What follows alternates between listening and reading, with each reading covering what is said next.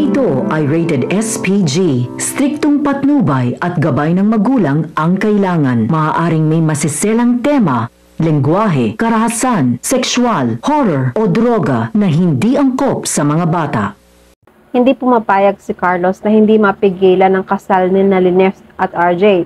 Hindi siya nagtugumpay kay Liners. Si RJ naman ang pagpaplanuhan niya. Abangan natin sa abot kamay na pangarap. Kinausap ni Zoe ang mami niya tungkol sa muntikang plano ni Carlos sa pagdukot kay Liners. Ngayon naiintindihan na ni Morgana na kaya pala nawala ang dalawang lalaking inutusan niya. Talaga ba, Zoe? Kaya pala ang dalawang inutil na strippers ay nawala ng malay. Kagagawan pala ito ni Carlos. Sumagot si Zoe. Yes, mami.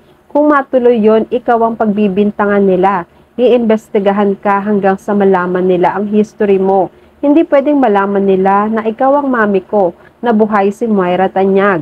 Napangiti si Morgana. Thank you, Zoe. Bright idea. Naisip mo agad na maaaring ako nga talaga ang pagbintanganin na Liners. Sigurado ako, susugurin ako ni Liners. Kaya paghahandaan ko na to. Samantala, nakalabas si Carlos ng ospital. Hindi nagtagumpay ang tauhan niya na makidnap si Liners. Gagawa naman siya ng paraan at iibahin niya ang plano para hindi pa rin matuloy ang kasal ni na RJ at Liners. Nakipagkita siya kay Zoe, pero galit si Zoe sa kanya. Iniiwasan ni Zoe si Carlos, pero sinundan pa rin ni Carlos si Zoe. May gusto siyang hilingin kay Zoe. Zoe, meron sana akong hihingiing pabor sa'yo. Nagtaray si Zoe. Sabi niya, pabor? Ang kapal naman ng mukha mo. Nagagalit si Zoe. Iiwan niya si Carlos pero pinigilan siya nito. Hinila ni Carlos ang braso ni Zoe. Hindi ko nakuha si Liners kaya si RJ ang tatargetin ko.